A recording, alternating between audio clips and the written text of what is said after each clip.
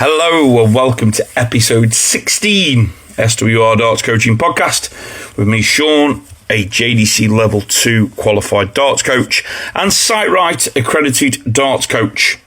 So it's been a good month or so since I last did an episode, and in the last episode I think I spoke about my JDC Level 2 course and how I found that. Very interesting course. A lot has happened, to be honest, to myself in the last sort of month or 2 months since I recorded that one. As most know, I claimed to be a full-time darts coach back then. I am now an official full-time darts coach. So darts coaching is my full-time job now. I now no longer have any other subsidised income. All my income is now based around darts coaching. It was a leap that I took. I was working for Shot, and I'm going to talk about Shot Darts during this podcast, to be fair. But I was working for Shot Darts as their UK sales manager. Absolutely enjoyed the role. Great role, to be fair. But was not what I wanted to do, I think. You know, selling darts is great. I did enjoy, going around to see the customers, going around to see how many people are engaging in darts at the moment. But my passion was always there to carry on the coaching and to try and take this coaching a little bit further than where I was at. And that's, it was a drive back from Mansfield Q and Darts that did this for me, that I realised at that point that, I had what I wanted already, which was the darts coaching. I got the platform I felt that I was on, level 2 qualified, SiteRight accredited, got my own unit where I do my coaching from. Google reviews, are good. A lot of people, feedback I've got from a lot of people I've coached has been fantastic. So it was at that moment that I was driving back. I think it's the A38, is it, from Derby, Mansfield, towards Derby way, that I went, this is what I want to do. So 2025, I've taken the leap now that I am now officially full-time as a darts coach. And what this has also allowed me to do is get out a little bit more and coach a little bit more out of my own personal comfort zone in a way. So what I mean by that is I've travelled to, I was in Blackpool a few weeks ago, visiting a potential new darts academy up there, helping them to get a good footing of how they can help build their darts academy. That then led me to a bit of coaching down in Blackpool itself. That then also led me to, speak to quite a few people away from there. I've done a bit of coaching outside of the Stoke area. People have asked me to go and help out at other academies, and obviously darts clubs, which is fantastic. And it's like I say, this is now giving me the platform for me to go out there and help, more players that might not have access to coming to Stoke-on-Trent. But from that also, I've had to sort of develop a little bit different the way I do things. So now on my website, I do online darts coaching, and I'll talk about that probably in another episode. But I offer online darts coaching, something that I've never really done before. I don't personally feel that a player gets, the full benefit of a darts coaching session from an online session, because as a coach, I want to physically get in there and show them things. I want to physically be able to manipulate how they're moving their arm or their stance. And you can't do that in an online session, because all you tend to find yourself doing is going, a little bit more to the left, a little bit more to the right. And, you don't know if their alignment is where you want it to be. So, yeah, online's been interesting. The throw analysis has just gone through the roof. People are loving the throw analysis that I've been doing. That's something that I did last year. Well, I still had a part-time job. But now I'm more full-time. It's giving me more option and more time to do more throw analysis videos. So, I think I've done 17 so far this year, if you will, but in the month of January. So they're getting good as well. And I enjoy doing the throw analysis, because when someone has a throw analysis, I can slow the video down that little bit. Again, you've got that issue that I can't see the full alignment. The camera could be at an obscure angle, so I might not be able to fully see what I think I'm seeing. But 9 times out of 10, you get an idea of what you're seeing and what you're viewing. So on that sort of score as well, that's been good. But now, it's where next do I take this coaching? So I know that I need to keep the income coming in, if you will. I've been working with a couple of guys who have started up it's called Dart Stars. It's something that I think I'm massively invested into, in helping get structure into darts academies, and not just darts academies, but young players in general, giving them targets that they can go for in a structured manner. So every time they're going up to play, it's structured, but it's not difficultly structured, if that makes sense. And that hopefully will be released. I think the plan is March time, April time. Well, hopefully when that does get released, we'll see how good that can potentially be. But yeah, again, it's been a nice leap to take. If anyone's ever read the audiobook from Simon Squibb, which is What's Your Dream? My dream has always just been to do darts. So I remember when I was working 9 to 5 at a company, and I would walk in every morning and think, oh, how great would it be if I could just do darts all day? And that's effectively now what I do. And one thing, obviously, another thing that's on the back of what I'm doing is the Shot Dart Lab Fit, or Dart Fit Lab, should I say, sorry. And what this is in essential is it's a fitting players for shot darts. So, coming from the shot sales area that I loved, and I did enjoy it, I was just more passionate about my own coaching, and I think that came across to them and me. So we agreed on a sort of amicable change of position, change of role. I'm now what they were calling product ambassador, but it's more about that fitting now. So the Shot Dart Fit, what will happen is players will book that in. This again will launch probably end of February into March 2025, and players will book in with me. They will come down for a 2-hour session. So it's going to be based around a 2-hour session. The first part of that session is me getting them fitted for that dart. So we've got the stock range of shots coming in. And what will effectively happen is we'll do a little quiz at the start to get an idea of what dart they would probably look to get. If they're a brand new player, very different that way would be. But if they're a current regular player who might use shot darts already or might not even use shot darts, what this will do is it will give me an option to just sort of line up a few bits already so we can go from the off. Exactly in the fact of, what type of dart do they prefer? Do they prefer the straight barrel? Do they prefer the scallops in the barrel? Do they prefer, like a bomber style dart? How grippy do they want the dart? Where do they grip as well? That's another key point here. Where do they grip the dart? So once we've done this little quiz, I then have an idea of where we're going to go with the darts. We'll then set them up with various different setups. So short, intermediate, long setups. We're going to be using the shot flight deck. We're going to be using other, just standard flights and standard stems as well, of course. But the Shot Dart Fit Lab is going to be something different, I think, to offer to players. And again, it's another string on the bow for SWR darts coaching.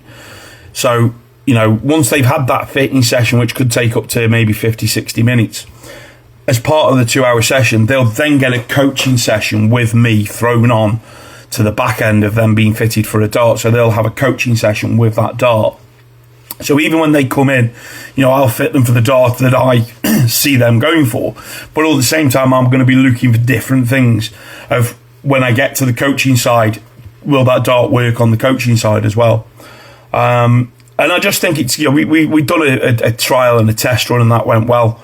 And yes, there's going to be people out there that are saying this is not, you can't coach darts still, and does that mean you can't get fitted for a dart if you can't coach darts? I don't know where people are going to go with that, but I'm excited about this prospect of the Shot Dart Fit. And again, more info of that will be posted on the social media channels for myself as well as my website. So at the moment on the website there is already a link on there that you can actually go on. So if you click on the About section, you can see the Shot Dart Fitting.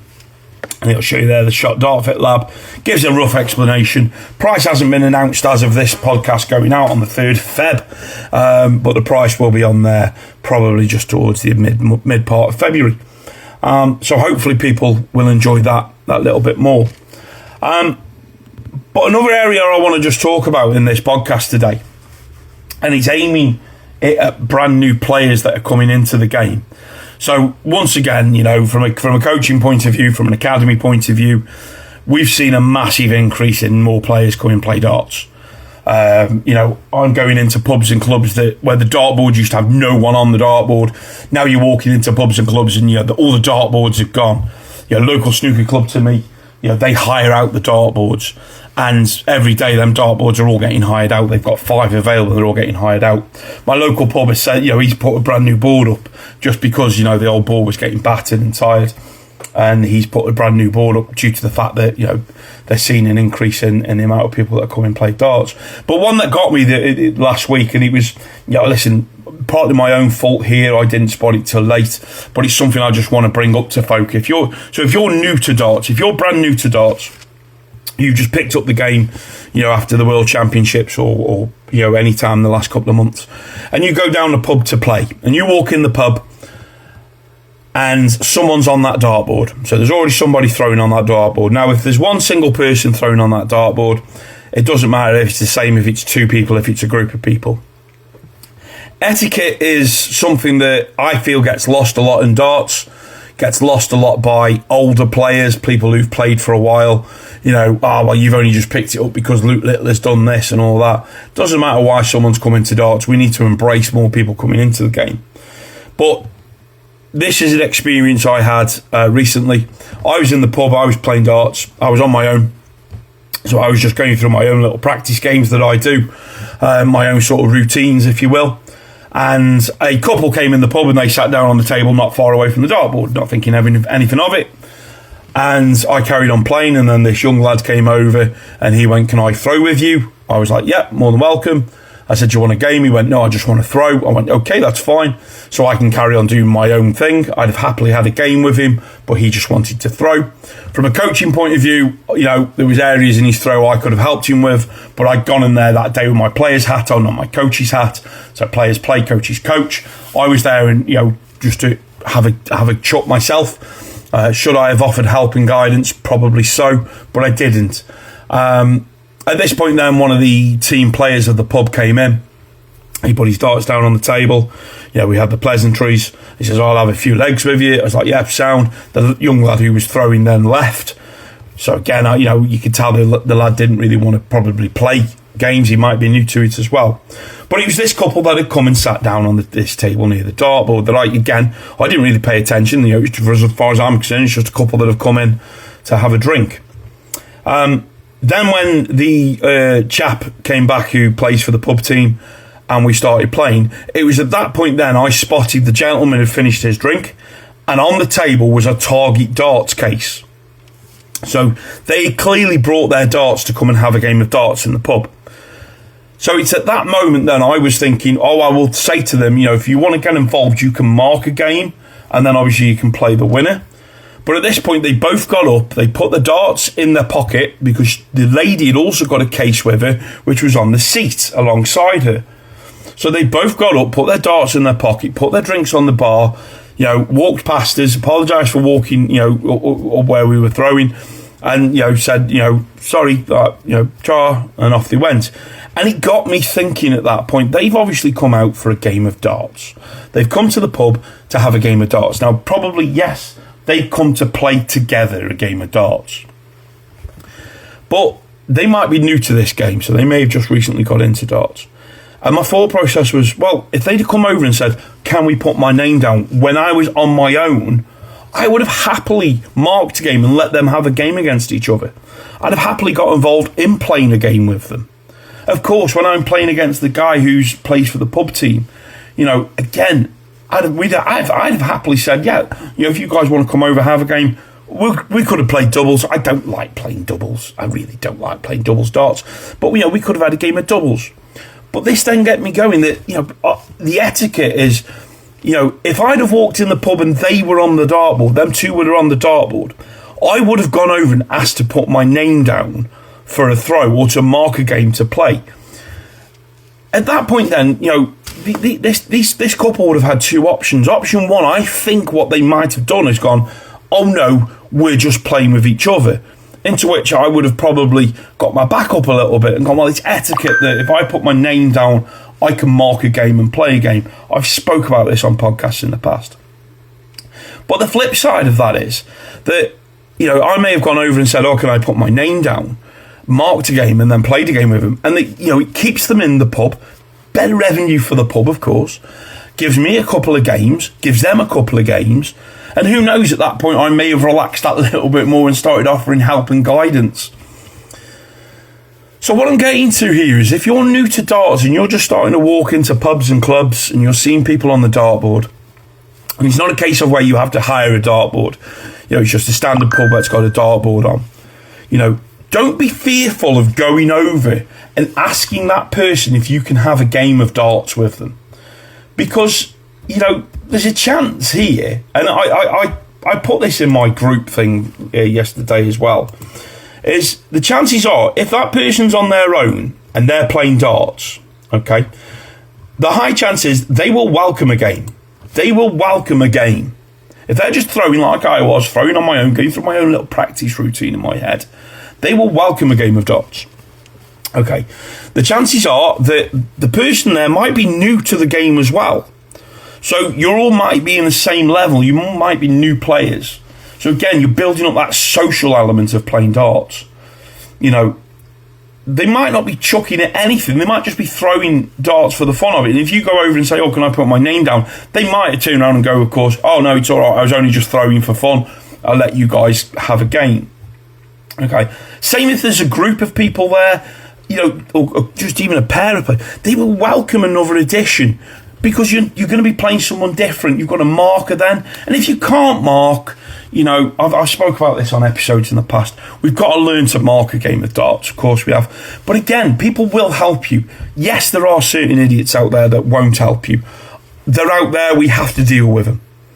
But majority of dart players that I've come across that I know, they would welcome it and they will help you on the mark as well. They'll give you advice and tips on the mark. So don't be fearful of that. But of course, yes, there's a high probability chance that if you walk in a pub and there's a guy on a dartboard and he's throwing, and you say to him or her, can I have a game? Of course, there's a percentage chance that that player is a damn fine player.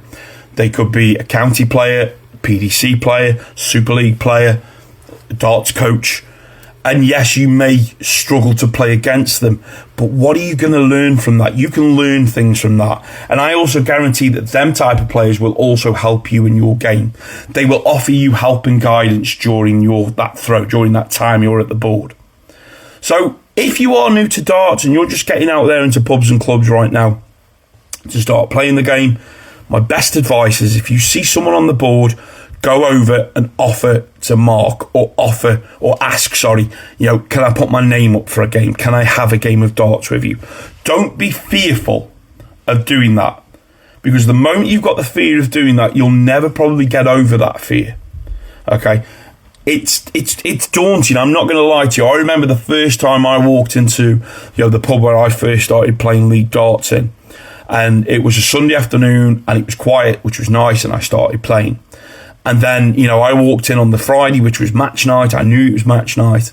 And I walked in, and I just went over and I said, can I put my name up? And the guy was like, oh no, we got a match tonight. I was like, oh right, sorry, that's fine. Because I just thought it was, they were just having, but obviously it was their warm-up time.